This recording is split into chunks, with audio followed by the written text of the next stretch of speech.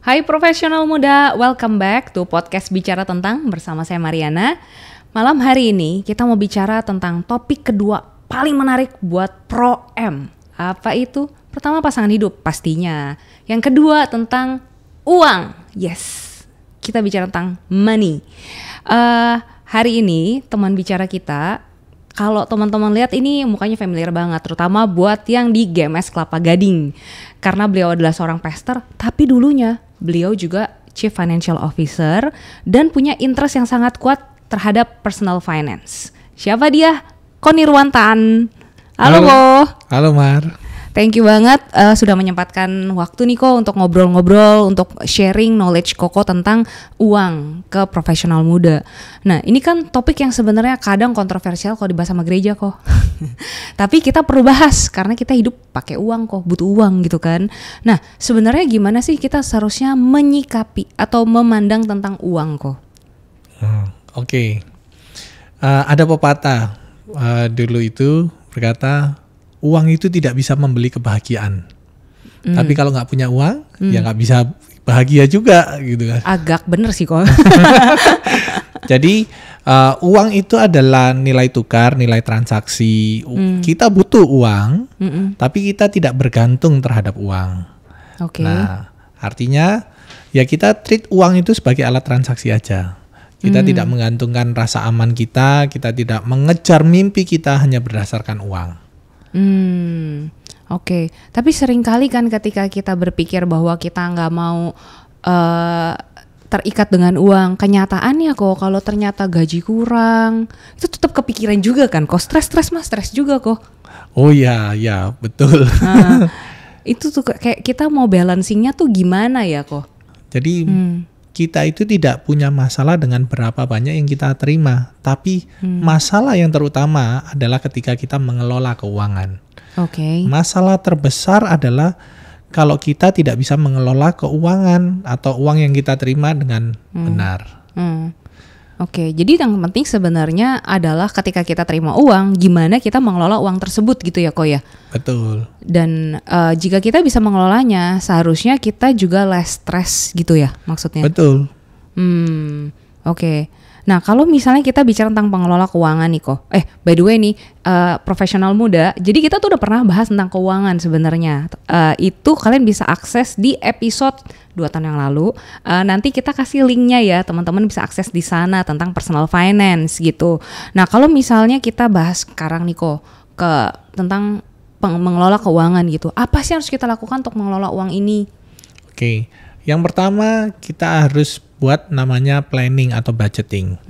Banyak orang menjalani hari-hari gaji diterima itu kayak air mengalir, masuk berapa langsung mengalir, nggak ada yang transit gitu ya. Karena apa? Itu adalah bad planning. Okay. Ketika kita bisa merencanakan yang baik, kita itu bisa mengatur pengeluaran kita dengan baik. Dalam ketika planning, 3 hal yang harus kita perhatikan. Yang pertama adalah penghasilan kita. Dalam ketika penghasilan kita ini berbicara mengenai gaji, hasil usaha, bonus dan lain sebagainya. Itu yang harus kita perhatikan. Yang kedua adalah pengeluaran. Okay. Nah, mungkin secara singkat aja apa yang saya lakukan membagi pengeluaran itu menjadi 3 kategori. Okay. Priority, mandatory, and luxury.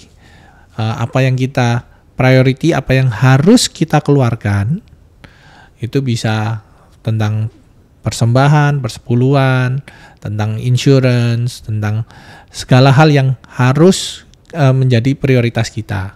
Mandatory adalah hal yang wajib yang kita butuhkan untuk kita keluarkan.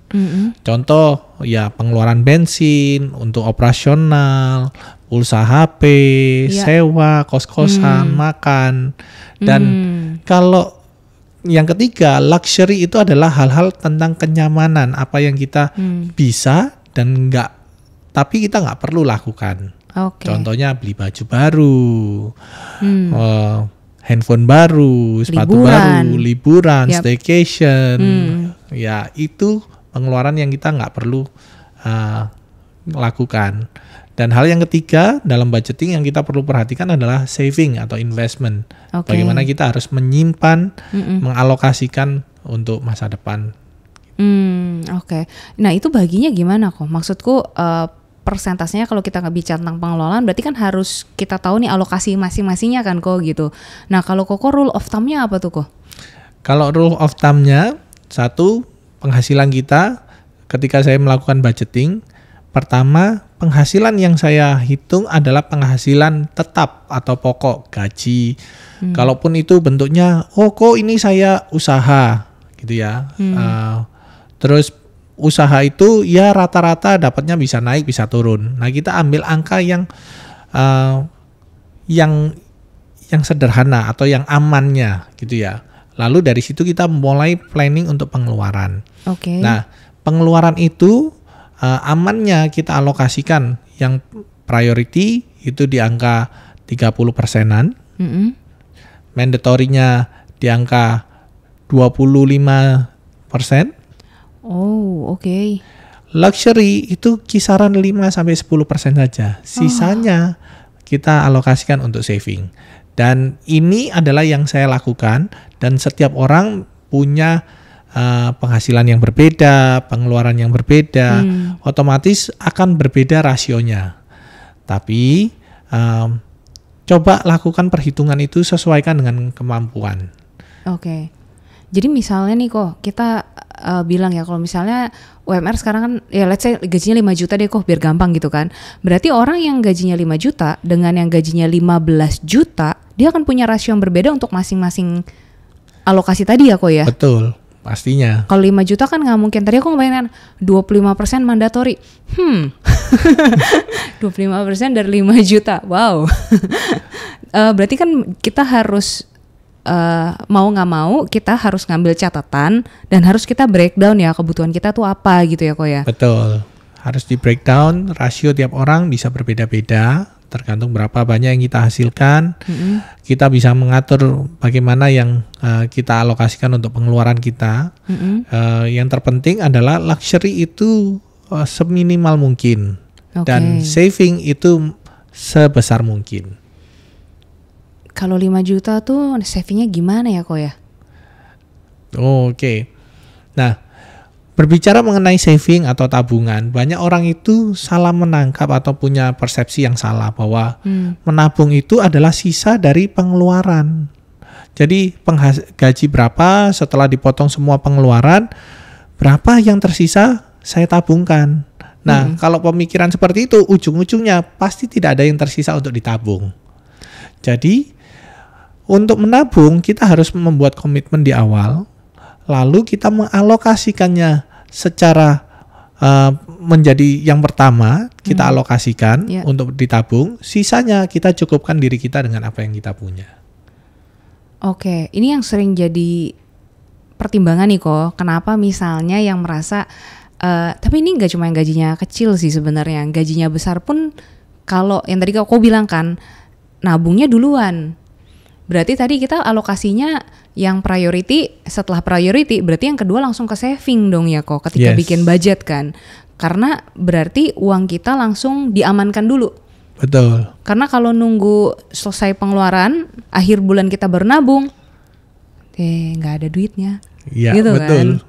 Nah, tapi kalau misalnya kayak gitu kok, banyak banget yang merasakan menabung itu sulit gitu. Nah jadi kalau misalnya ternyata memang pas-pasan gitu kok.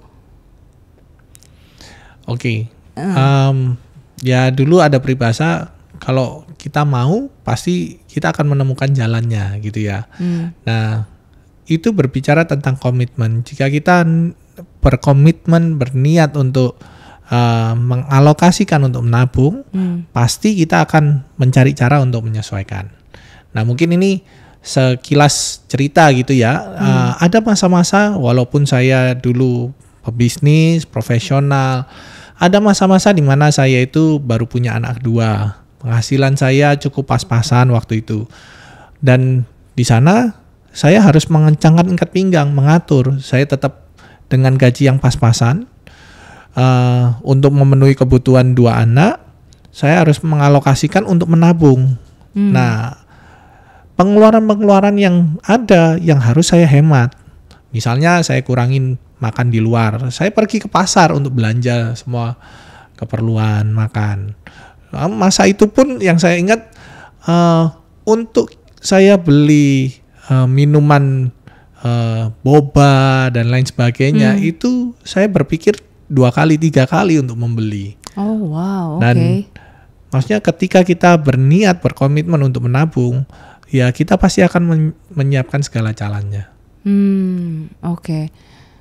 Iya sih, itu sebenarnya yang tadi Koko bilang salah satu cara untuk bisa nabung aja dari tadinya makan di luar, terus masak sendiri aja udah beda jauh tuh kok. Betul sekali. Itu bisa cuma 25% ya kayaknya kok. Iya. Kalau masak sendiri ya. Oke.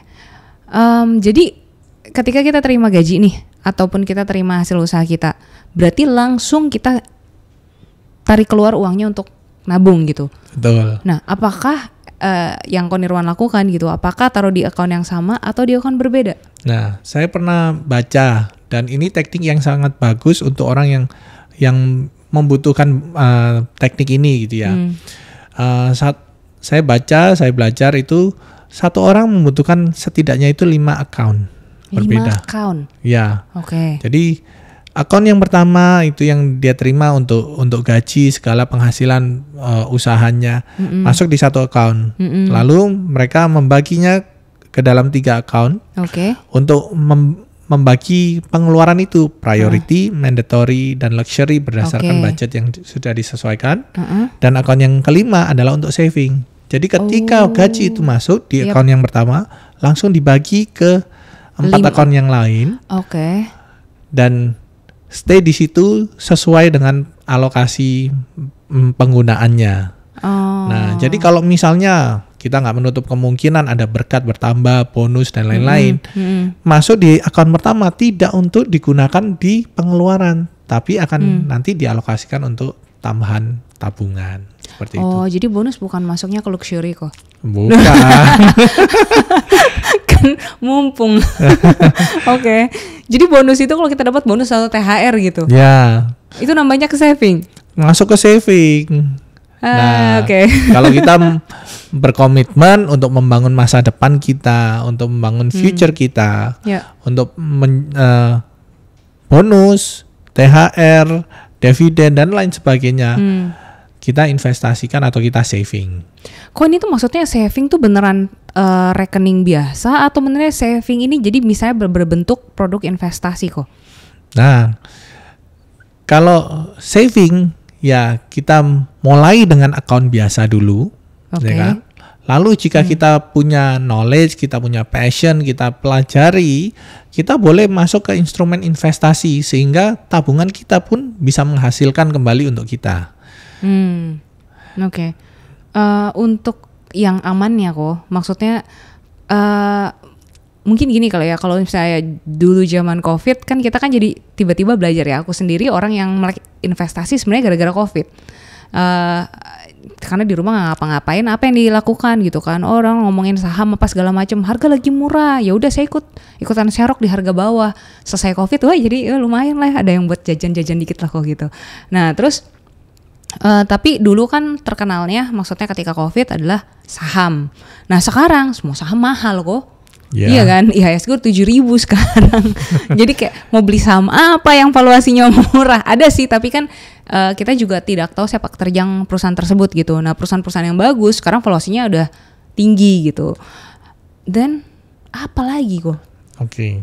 Ya mungkin sebelum saya jawab itu saya kasih dasar investasi. Jadi di dalam dunia finance, keuangan, begitu banyak instrumen untuk investasi. Dan ke depan mungkin akan berkembang lagi. Prinsip dasar yang kita harus pelajari ketika kita mau berinvestasi adalah satu, kita harus mempelajari resiko. Baik itu kita harus menentukan tingkat resiko yang berani kita tanggung, maupun resiko setiap investasi yang ada. Nah, dari situ kita baru bisa melakukan investasi. Jadi kita tidak melakukan investasi karena ikut-ikutan, tanpa tahu resikonya. Karena setiap investasi mempunyai resiko. Dan untuk resiko itu, apakah kita sanggup untuk menerimanya jika terjadi hal yang buruk. Nah, mungkin saya kasih tips sederhana membagi beberapa instrumen investasi.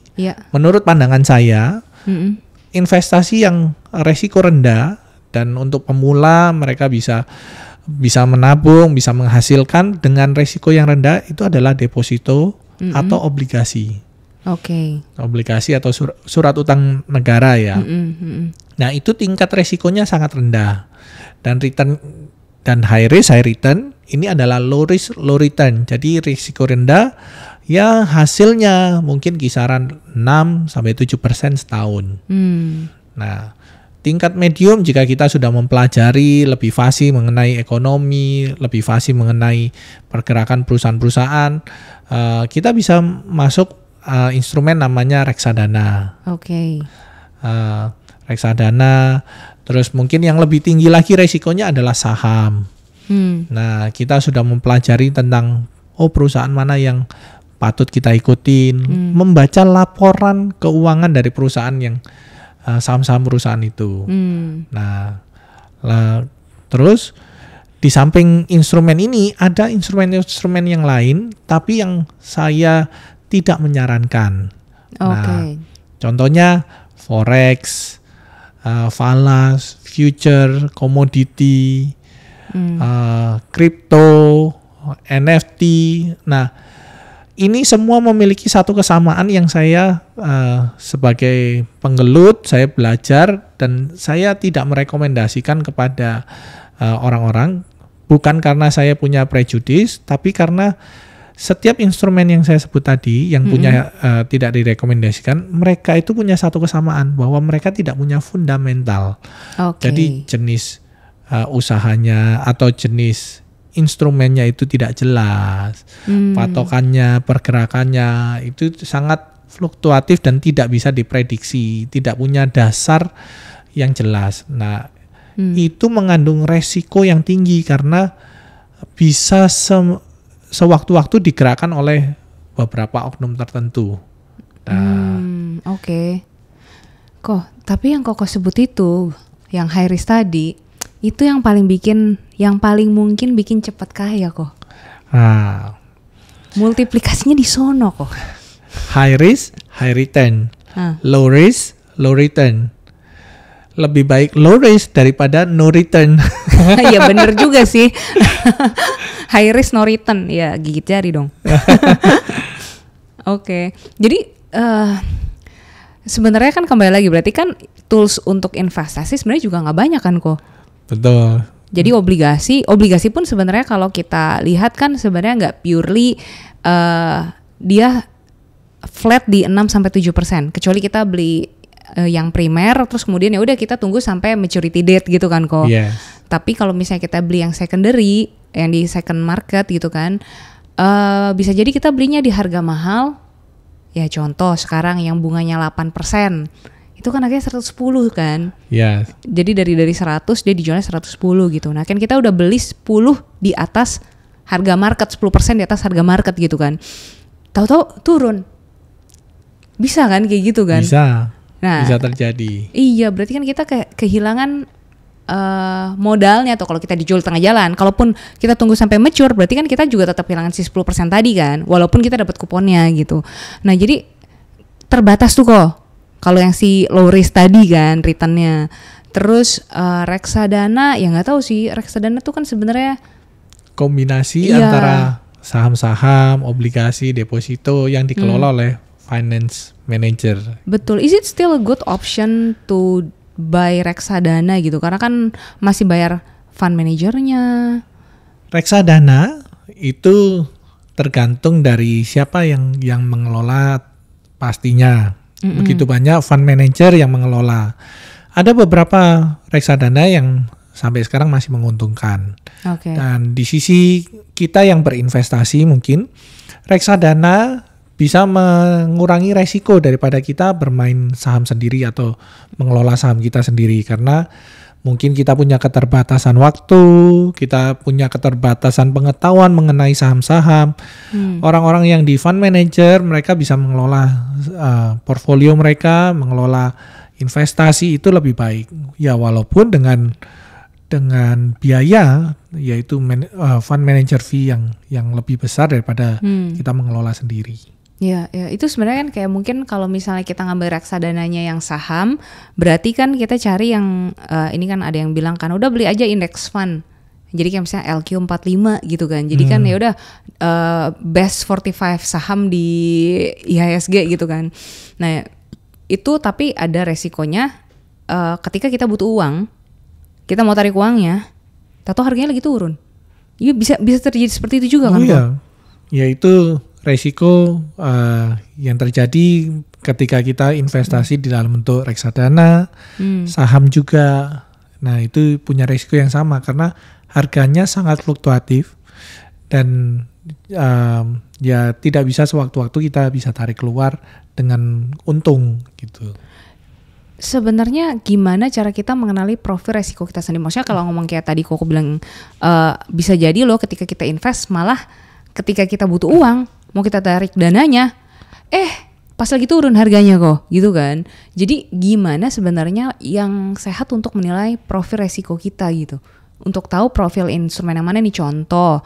Keinginan kan kadang banyak ya, kayak inginnya uangnya cepat berkembang. Oke, tapi kan ternyata tadi beberapa instrumen itu high risk banget yang bisa membuat kita no return.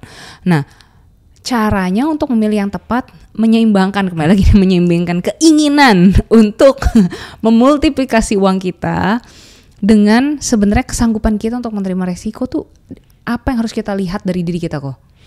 Oke, good point. Saya ingat satu quote dari Warren Buffett gitu ya. Don't put all your eggs in one basket. Jadi kita tidak menginvestasikan semua apa yang kita punya dalam satu jenis instrumen investasi. Oke. Dan untuk mengenali tingkat resiko kita, mulailah dengan resiko yang terendah. Jadi ketika kita misalnya punya uang 10 juta pertama, ya kita investasi yang aman bagi kita adalah deposito. Setelah kita punya deposito sampai di tahap kita merasa oke, cukup, lalu bergerak untuk yang resiko lebih tinggi, mungkin masuk obligasi. Lalu kita sudah punya uang yang cukup di obligasi, kita mulai berani untuk investasi yang lebih beresiko lagi, contohnya reksadana dan saham.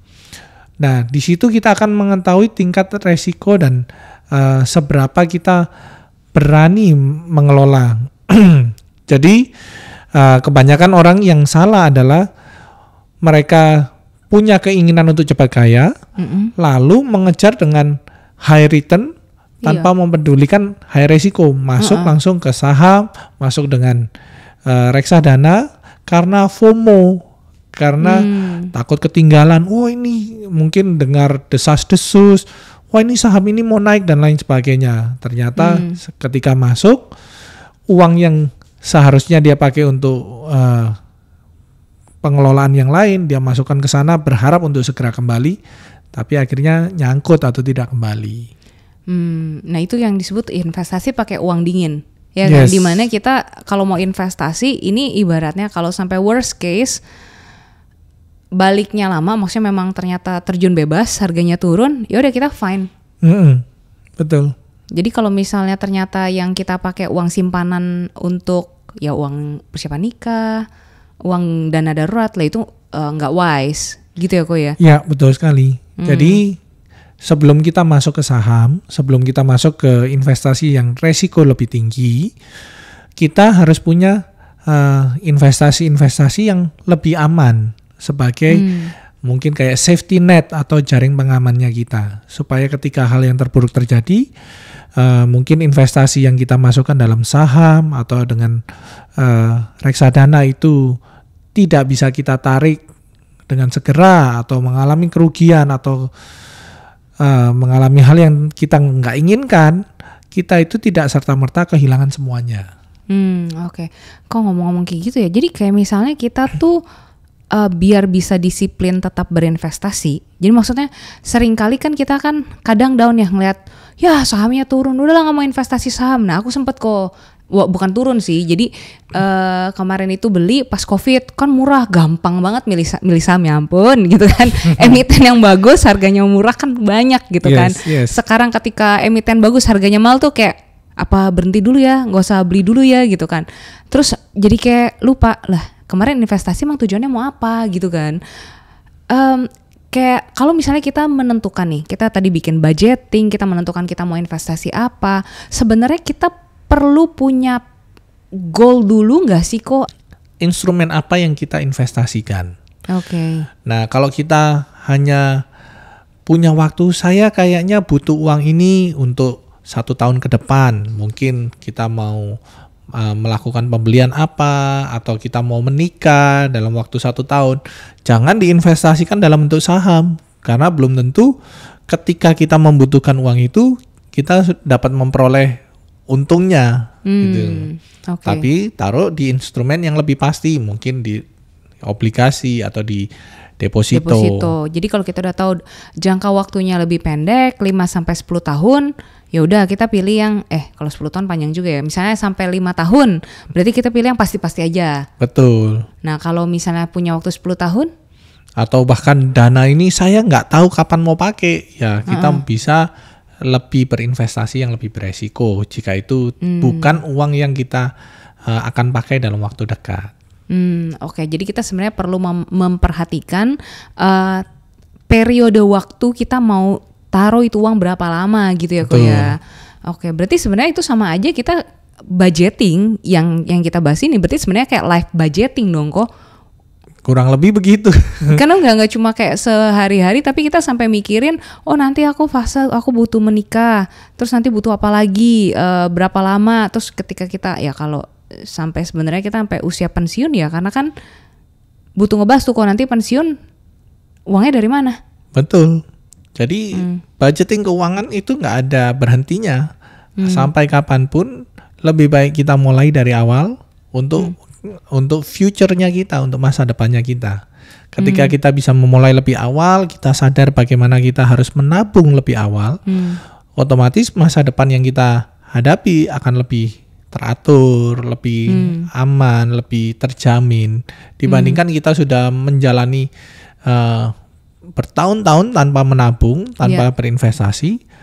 Ketika kita membutuhkan, kita sudah terlambat. Berarti sebenarnya kita bukan berinvestasi untuk financial freedom. Karena banyak banget yang mikirnya gitu. Kenapa makanya mau multiplikasinya cepet kok. Financial freedom kan. Ya, bagi saya financial freedom is a myth. Maksudnya itu adalah mitos. Karena ditulis juga di firman Tuhan di Pengkhotbah 5 bahwa orang yang mencintai uang tidak akan puas dengan uang. Orang yang mencintai kekayaan tidak akan puas dengan penghasilannya.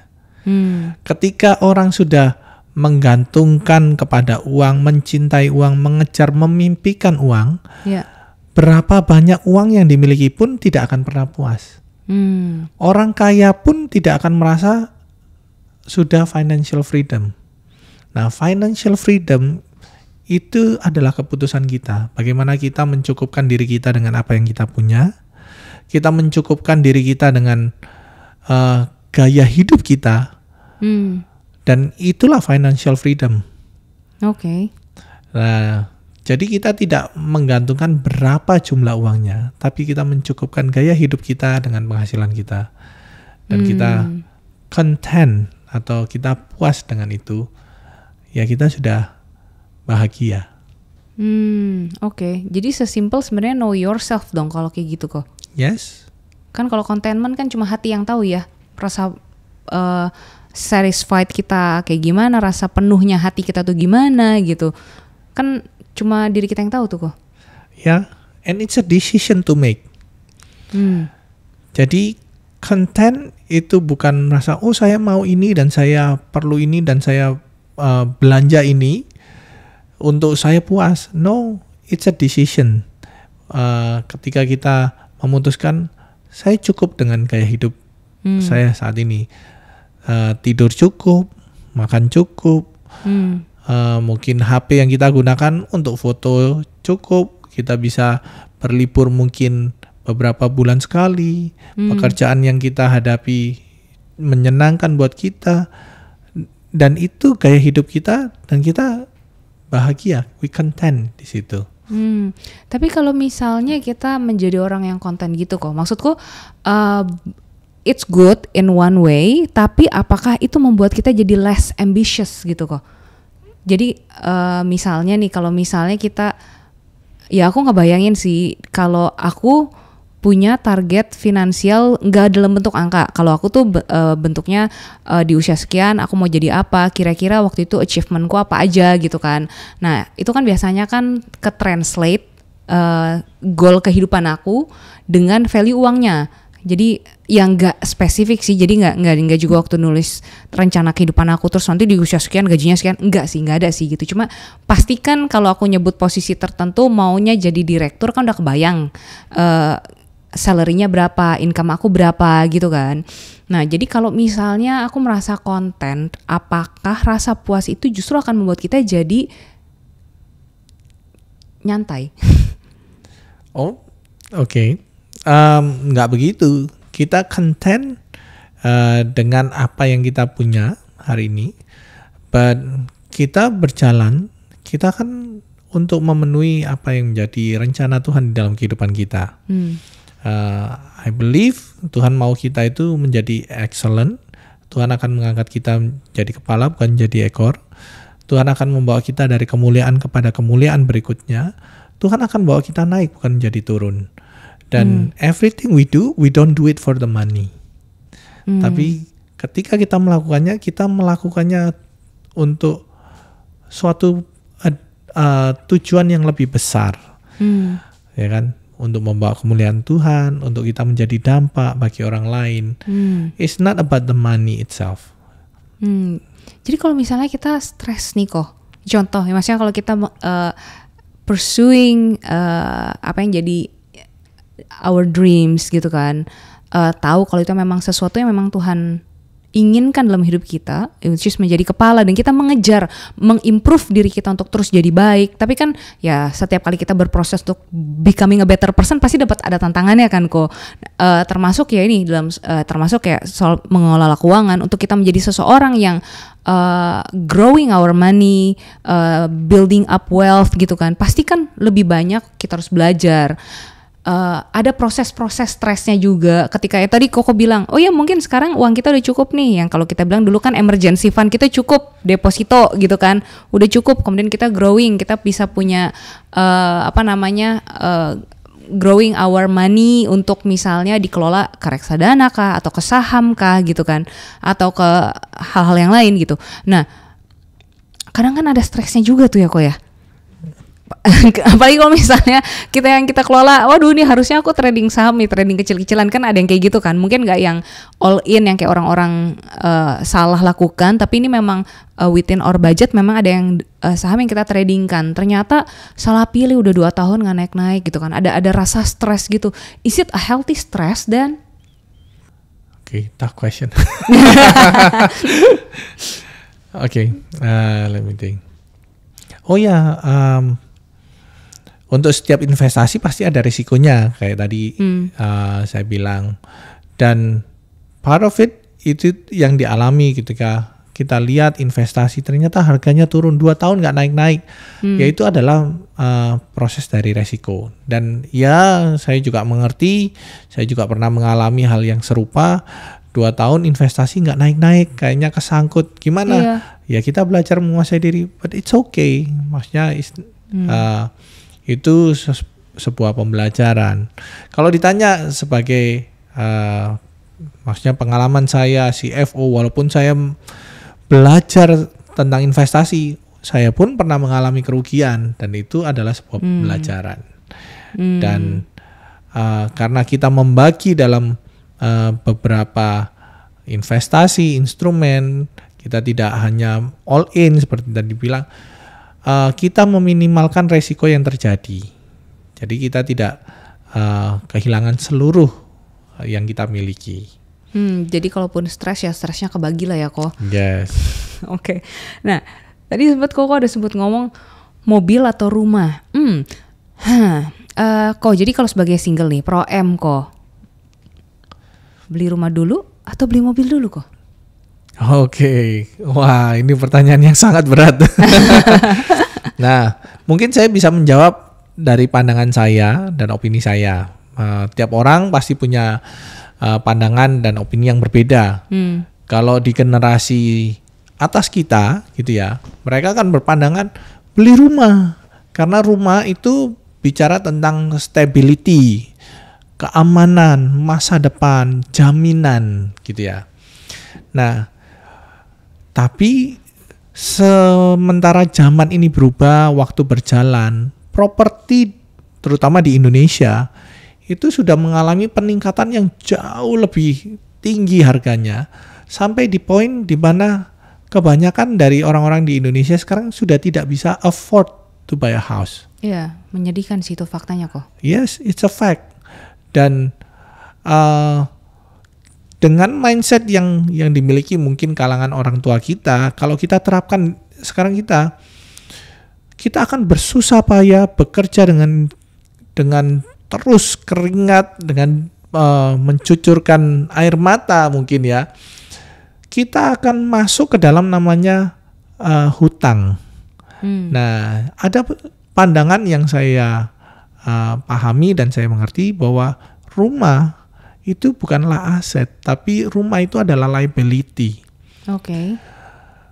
Kalau dalam arti kata gini, ketika kita membeli rumah, karena sebagian besar dari orang Indonesia itu tidak bisa afford untuk beli, mereka akan masuk dalam namanya hutang dalam bentuk KPR mungkin, hutang ke bank. Dan kita harus sadari ketika kita masuk dalam KPR, nilai yang kita beli dan yang akan kita bayar sampai masa KPR itu selesai, itu bisa 2 kali lipat. Betul kok. Apalagi KPR-nya 20 tahun gitu. Oh iya. Dan itu adalah komitmen dalam jangka waktu yang panjang. 15-20 tahun. Dan itu menjadi tanggung jawab liability. Kita nggak berharap nih kejadian buruk menimpa kita, tapi kita juga harus bijak. Kita tidak tahu apa yang akan terjadi di masa depan. Mungkin 5 tahun lagi kondisi ekonomi buruk, mungkin kita bisa mengalami juga pengurangan, atau orang-orang yang dulunya KPR melalui masa COVID, banyak dari mereka yang akhirnya mengalami kesusahan untuk membayar karena kondisi ekonomi bunganya tidak jadi floating. stabil. Betul. Dan itu harus mereka usahakan untuk membayar. Menjadi tanggung jawab yang berlebihan yang nggak bisa kita tanggung. It's a liability. Oke. Resiko. Nah, dari opini saya, membeli rumah itu harusnya adalah pilihan terakhir ketika kita sudah memiliki dana yang cukup banyak, punya kestabilan income, ya kan? Maksudnya kita punya income yang cukup besar, dan untuk membayar KPR itu bukan menjadi beban yang terutama di dalam pengeluaran kita. It's okay for you to buy a house. Ya, income-nya 10 juta dan cicilannya harus 7 juta, itu nggak make sense. Oke. Nah, terus kalau perbandingannya beli rumah atau beli mobil. Nah, mobil adalah kita juga harus melihat apakah itu pengeluaran luxury, apakah itu menjadi kebutuhan utama kah, ataukah karena kita beli mobil supaya dapat pasangan hidup.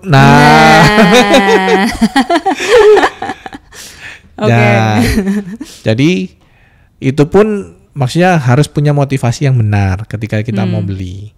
Beli mobil itu adalah sebuah pengeluaran yang mungkin optional, ya kan? Mungkin ada kendaraan-kendaraan lain yang kita bisa pakai. Kedua, ketika kita membeli mobil pun kita harus tahu seberapa kita mampu untuk membayar. Jangan kita demi mencari pasangan hidup, kita beli mobil, lalu kita bersusah payah untuk membayarnya dengan penghasilan kita. Nah, itu pun tidak wise. Jadi sesuaikan dengan kemampuan kita juga. Oke. Nah, kalau kayak gitu berarti kapan waktu yang tepat untuk, jadi contoh gini, kapan waktunya kita tahu emang udah waktunya beli rumah? Selain karena dari income tadi kok. Oke. Ada kebutuhan apa sih sebenarnya kalau misalnya ternyata rumah itu liability, tapi masa seumur hidup nggak punya rumah? Nah, rumah bisa menjadi dari sisi lain ya, selain finance, selain keuangan, pertimbangan apa ketika kita memutuskan untuk beli rumah? Ya, bisa jadi karena kebutuhan kita membangun keluarga. Ketika kita punya mungkin kalau kita sudah menikah gitu ya, maksudnya kita hanya tinggal pasangan berdua, apartemen, nyewa, mungkin itu fine-fine aja gitu ya. Tapi ketika kita punya anak, kita butuh extra room, ruangan yang lebih besar, kita butuh tempat yang lebih besar. Nah, mungkin itu menjadi pertimbangan. Nah, tapi setiap orang akan mengalami masa-masa yang berbeda. Oke. Nah, dari sisi pekerjaan saya nggak menentu, bisa 2 tahun sekali dimutasi, bisa direlokasi. Ya mungkin itu bukan jadi pilihan terbaik untuk beli rumah. Oh, oke. Jadi itu cuma kita beli rumah ketika kita tahu kita menetap di kota tersebut for good kali ya gitu ya? Yes, satu menetap for good, kedua ya kita punya stability income, ketiga itu menjadi kebutuhan yang tidak bisa tergantikan. Oke. Nah, pertanyaan selanjutnya kalau kayak gitu, misalnya nih ternyata bener mau berkeluarga, kita ternyata memang sudah menetapkan untuk ada di kota itu gitu kan. Sekarang kan banyak rumah murah kok, tapi kan 3 jam dari Jakarta, 1-2 jam naik kereta gitu kan. Tapi itu rumah. Atau apartemen di pusat kota lebih kecil, itu apartemen bukan rumah. Better mana kok? Wah, itu very tough question. Ya, oke. Kalau dengan nilai yang sama, rumah landed tapi 2 jam 3 jam dari tempat tujuan atau tempat kerja. Misalnya kerjanya di Jakarta, rumahnya ya itulah yang lagi banyak di iklan-iklan. Dibanding dengan harga yang sama tapi tinggal di apartemen yang lebih kecil tapi dekat tempat kerja. For me personally, aku akan memilih untuk tinggal di apartemen yang dekat tempat kerja karena walaupun punya kenyamanan, stabilitas dengan rumah landed, tapi kita harus memikirkan juga cost yang come along with it gitu ya. Oke. Ketika kita punya rumah, ada biaya-biaya yang mengikuti. Kalau nyetir 3 jam setiap hari, itu bensinnya, tolnya, energinya juga, attentionnya kita, stresnya kita. Nah, itu yang harus menjadi pertimbangan kita dibanding apartemen yang close to where we want to go, maksudnya tempat tujuan kita. Nah, jadi setiap orang punya preference ya, kembali lagi. Tapi for me, saya lebih prefer untuk tinggal dekat. Nah, kalau ditanya, kok Nirwan gimana? Oh, saya tinggalnya 2 jam 3 jam dari tempat tujuan. Nah, itu kenapa kok? Nah, karena ya pertimbangannya keputusan yang saya ambil bukan keputusan saya sendiri. Rumah tempat saya tinggal, keputusan bersama dengan istri, dan tujuan saya yang pertama adalah lokasi sekolah anak saya dekat dengan rumah. Oh ya. Ya, jadi saya rela berkorban walaupun harus drive jauh ke tempat kerja, tapi anak-anak saya lebih dekat. Oke. Ya berarti lihat lagi tujuan kita pilih rumah itu misalnya, nah kalau udah berkeluarga lokasinya apakah ada sekolah anak-anak gitu kali ya. Jadi maksudnya fasilitas penunjang di area yang kita pilih itu lengkap atau enggak gitu. Jangan cuma karena rumahnya murah, tau-tau sekolahnya misalnya nggak ada yang bagus gitu kan. Ya kan, ya terus punya rumahnya murah doang gitu kan, tapi tidak menunjang untuk kebutuhan keluarga gitu ya kok ya. Oke, there must be still a purpose lah tuh untuk nyari rumah di daerah yang murah tuh apa gitu kali ya kok ya. Oke. Ya sih sebenarnya kita kalau nyari rumah tuh kita harus mikirin banget sih kok, maksudnya kayak cost itu tuh sering miss di kita karena kita sering lihat harga rumahnya doang. Jadi akhirnya cost yang muncul misalnya tadi cost transportasi ataupun waktu kita. Oh iya. Stresnya di jalan, apalagi di Jakarta macet. Wah. Bener. Kayak misalnya 3 jam aku bayangin sih kalau misalnya 3 jam itu nggak ada, berarti kita bisa ngapain tuh 3 jam? Bisa nilik CG. Wis. Aduh, ditagih nanti. Oke, jadi kalau menurut Koko pilih yang time efficient dong berarti. Time efficient. Time efficient itu adalah pilihan yang pertama. Terus cost efficient juga. Cost efficient maksudnya? Ya maksudnya pengeluaran transportasinya nggak ada, lebih dekat ke tempat tujuan. Oke. Jadi harus dipertimbangkan semua faktor itulah ya sebelum di rumah. Karena rumah mahal ya kok ya. Oh ya. Iya bisa jadi tuh kayak udah ngumpulin nih dari semua aset kita gitu kan. Apa tadi kan ngomongin investasi. Jangan-jangan itu, tapi rumah bisa masuk kategori investasi nggak sih kok? Menurut saya rumah itu tuh bukan investasi, rumah itu liability karena waktu berjalan kita punya kewajiban untuk membayar KPR-nya dan bunganya setiap bulan. Jadi ketika kita membeli rumah, kita tidak mendapatkan hasil. Kalau kita mendapatkan hasil itu investasi, tapi kita punya kewajiban untuk membayar. That's why it's a liability. Oke, kecuali kita beli rumah kemudian kita sewain. Then it's investment. Iya. Karena menghasilkan uang buat kita. Tapi sekarang juga kalau misalnya kita mau sewain rumah tuh kecil kan go returnnya kan? Yes. Jadi sebenarnya apakah itu good? Ya kayaknya deposito aja nggak sih? Iya. Kecilnya kayak deposito gitu nggak sih sekarang? Nah this is very interesting news atau informasi yang saya dapat ketika kita melihat beberapa tahun terakhir ini nilai rumah itu tinggi sekali valuasinya, tapi nilai sewa itu tidak mengikuti. Iya, betul. Jadi rata-rata sewa rumah sekarang ini itu hanya di kisaran 4-6% dari nilai rumahnya sendiri. Itu udah gede kok. Oh iya.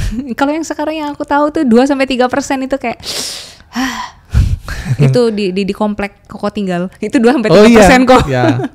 Nah, valuasi rumah itu sudah terlalu tinggi sehingga nilai sewa itu terlalu rendah, prosentasenya sangat rendah, sehingga untuk orang sekarang itu beli rumah disewakan sebagai investasi itu tidak akan return dalam waktu dekat.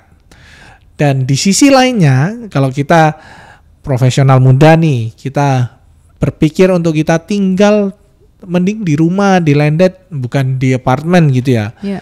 Sewa adalah opsi yang menarik. Karena dengan uang yang terbatas, ya kan, kita investasikan dengan tepat, justru return yang kita dapatkan bisa memberikan kita keleluasaan untuk tinggal di rumah dengan sewa. Oh, betul juga, karena kan returnnya investasi lebih besar nih. Yes, kita kasih contoh ya, hitungannya gini. Jika ada rumah, let's say 4 miliar. Ya. Dari 4 miliar berarti kalau kita ngomong sewanya 2% gitu ya, berarti sekitar 80 juta. Ya kan? Kalau kita punya uang tabungan mungkin nggak sampai 4 miliar, let's say 1 miliar gitu ya, dengan return in obligasi 7%, kita mendapatkan 70 juta. Iya. Hanya selisih sedikit kita bisa dapat tinggal di rumah yang 4M. Iya. Tinggalnya dapat, tapi walaupun tuh nyewa, tapi convenience-nya dapat. Iya betul, tapi kita masih punya investasi yang aktif untuk menghasilkan. Yes. Untuk bayar sewa. Ya juga sih kok. Oke, itu bisa jadi ide juga ya sebenarnya ya. Jadi sebenarnya ketika kita mengelola uang, kayaknya kita nggak boleh malas ngitung nggak sih kok? Oh iya, harus. Ngitung uang itu adalah passion. Ngitung uang passion, dapat uang passion kok. Kalau ngitung itu pusing kok. Jangan kita itu malas untuk belajar. Karena financial intelligence itu pengetahuan tentang keuangan itu sangat berguna untuk masa depan kita. Dan kita harus mulainya dari sekarang. Jika kita belajar tentang keuangan as early as possible, gitu ya. Kita punya waktu untuk membangun masa depan kita. Oh ya, satu lagi kok, jangan lupa protectionnya, insurance. Karena banyak orang merasa insurance itu cost, expense. Ya benar sih. But what do you think about insurance kok? Oke. Dunia kita itu sudah berkembang jauh dari apa yang dulu pernah ada. Especially di dunia medis, di dunia kesehatan, cost untuk kesehatan, obat, perawatan, semua itu sudah menjadi hal yang sangat mahal. Dan tidak sedikit kejadian bahwa orang akan jatuh bangkrut ketika mengalami sakit. Sehingga di zaman ini, insurance adalah sebuah kebutuhan. Bukan sebagai investasi, mungkin juga enggak, tapi kita sedang mengalihkan resiko. Dengan kita membayar cost untuk insurance, kita melimpahkan resiko yang mungkin terjadi di diri kita tentang kesehatan kita, terutama untuk di masa depan. Resiko itu ditanggung oleh perusahaan asuransi. Nah, jadi mungkin tipsnya gini, insurance yang paling basic, dan negara ini sudah sangat baik menyediakan jaminan kesehatan nasional. Dan itu baik untuk kita ikuti, BPJS itu yang terutama. Iya betul, itu helpful banget sih. Yes, BPJS harus kita punyai. Itu sangat memberikan kita satu jaminan yang baik. Kalau kita mempunyai uang lebih, ya mungkin kita tertarik untuk investasi atau mungkin untuk asuransi swasta. Dan ya kita bisa alokasikan ke sana. Tujuannya asuransi, fokus di kesehatan, bukan di investasi, masa depan, uang sekolah anak dan lain sebagainya. Fokus ketika kita masuk asuransi swasta adalah kesehatan. Betul, karena banyak banget orang yang trauma sama agen asuransi, ataupun ya dulu kan ada oknum-oknum kan kok yang ditawarin kan ini return sekian, ternyata returnnya hangus gitu kan, karena mereka salah menaruhnya di produk investasi yang salah gitu kan, di unit linknya gitu. Tapi ternyata kita juga nggak boleh trauma terus ya kok ya. Yes, asuransi harusnya menjadi asuransi, yaitu menjamin kesehatan kita. Nah, memang ada oknum-oknum yang berusaha menjual dengan gimmick-gimmick, investasi, jaminan sekolah anak, dan lain sebagainya. Nah, kita sebagai orang yang berinvestasi atau kita yang membayar, kita harus belajar bahwa fokusnya hanya ke asuransi kesehatan. Dan bagaimana kita memilih asuransi, berapa banyak yang harus kita asuransikan, sesuaikan dengan kesanggupan kita. Jadi mungkin hari ini kita sanggup hanya dengan angka sekian, proteksi dengan yang kelas terendah mungkin. It's okay, mungkin di kedepan hari kita punya penghasilan lebih, kita bisa tingkatkan perlindungan kita. It's okay. Oke. Dan sebenarnya milih asuransi kan juga gak mudah ya kok ya. Maksudnya ya jujur ya kok ya, ini again gara-gara saya ini kan melek investasi di zaman COVID, punya waktu kan banyak waktu itu kan kok.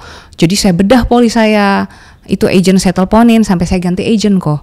Karena agent yang pertama, ya again kita memang harus ketemu agent yang benar dulu lah gitu kan ya.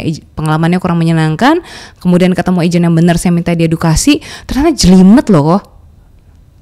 Jadi key-nya untuk kita tahu nih asuransi yang tepat, biar nggak kena gimmicknya yang katanya oh ini nanti ada investasi dan sebagainya. Oke, bisa disimplify nggak sih cara milih asuransi yang tepatnya gitu? Oke.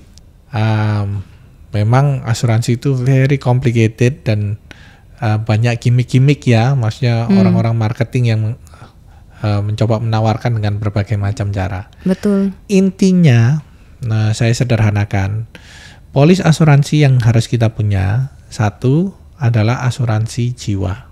Oke. Nah, indikasinya apa? Yang pertama, asuransi jiwa itu pasti ada namanya UP atau uang pertanggungan. Dan itu akan mengcover kita sampai usia 99. Artinya, asuransi itu selama kita bayarkan, kita akan menjadi tanggungan dari pihak asuransi sampai usia 99 atau kita meninggal. Jadi untuk long term. Ya. Dan asuransi itu harusnya fokus kepada kesehatan saja, resiko untuk kesehatan.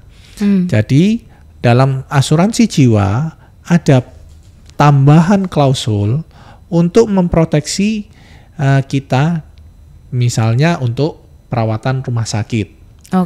Nah, itu yang harus kita miliki karena itu akan mengcover semua resiko atau semua biaya yang akan muncul ketika kita dirawat di dalam rumah sakit atau operasi dan tindakan. Nah, itu yang harus kita miliki. Nah, untuk unit link atau untuk rider tambahan dan yang lain-lain itu adalah opsional. Jadi kita tidak, fokusnya adalah harus asuransi jiwa karena proteksi jangka panjang dan perlindungan kita fokus di kesehatan saja. Jadi kan tadi kita udah belajar bagaimana kita bisa mengelola keuangan dan lain sebagainya gitu kan, bisa mengatur investasi, mengalokasikan uang kita gitu. Sebenarnya ini kan bagus banget kalau sampai ternyata kita bahkan sampai bisa memutus rantai sandwich generation gitu kan kok. Nah, kita ingin tahu sih kayak apa sih yang bisa kita lakukan untuk membuat orang lebih menghargai uang gitu. Menghargai tapi yang nggak sampai jadi overly obsessed with money gitu kan. Tapi kan kita sebenarnya perlu banget sebenarnya untuk menghargai uang kan gitu. Oh iya, betul sekali. Firman Tuhan berkata, jika kita tidak bisa dipercayakan untuk hal yang kecil, bagaimana kita bisa dipercayakan untuk hal yang besar. So, menghargai uang itu adalah hal yang terkecil. Bukan kita menjadi hamba uang, tapi kita mengelola uang itu sebagai hambanya Tuhan. Setiap uang, kita harus bisa melihat bahwa setiap uang yang kita miliki itu adalah kepercayaan yang Tuhan berikan dalam hidup kita. Dan kita harus bisa mengelolanya dengan baik. Dan mengelola itu bicara tentang mengatur penghasilan kita, mengelola pengeluaran kita, menabungnya, berinvestasi, membuat planning yang baik, bahkan juga untuk mempersiapkan diri kita untuk masa depan. Dan satu tambahan lagi, untuk memotivasi diri kita sendiri. Gitu ya, bahwa apa yang kita miliki hari ini, jika kita bisa mengelola dengan benar, artinya itu untuk masa depan bukan hanya kita tapi juga anak-anak kita. Don't you want to give the best for your children?